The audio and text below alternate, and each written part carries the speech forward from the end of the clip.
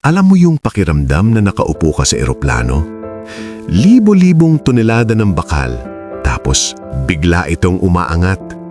Parang imposible, pero lumilipad ka pa rin.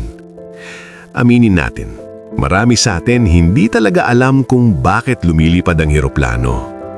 Sinasabi lang, dahil sa hangin. Pero paano? Pakiramdam mo tuloy, kung mali ang isang parte, bagsak lahat.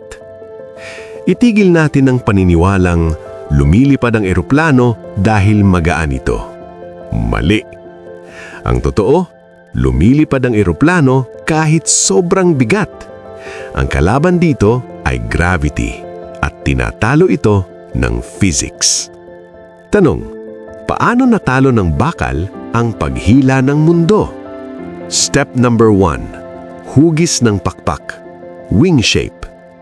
Ang pakpak ay kurbado sa itaas, patag sa ilalim.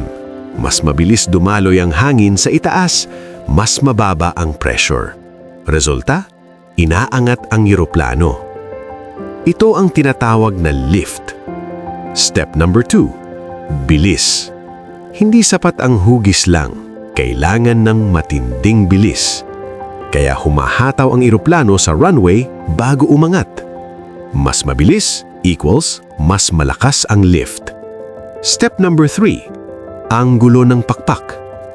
Bahagyang nakaangat ang pakpak laban sa hangin. Tinutulak pababa ang hangin at ayon sa batas ng physics, tinutulak pataas ang eroplano. Step number 4. Makapangyarihang makina. Hindi para iangat ang eroplano, kundi para itulak ito pasulong. Ang bilis ang totoong bayani dito. Step number 5. Labanan ng puwersa. May 4 na puwersa. Lift, gravity, thrust, drag. Kapag mas malakas ang lift kaysa gravity, lumilipad ka. Isipin mo yan sa susunod mong lipad. Hindi ito himala, hindi rin swerte. Ito ay tamang disenyo, plus tamang galaw, plus tamang oras. Hindi kailangang maging magaan para umangat. Kailangan mo lang ng tamang direksyon at sapat na bilis. Kung handa ka nang unawain kung paano gumagana ang mundo, simulan mo sa isang tanong ngayon. Dahil ang kaalaman, itong talaga ang nagpapalipad sa'yo.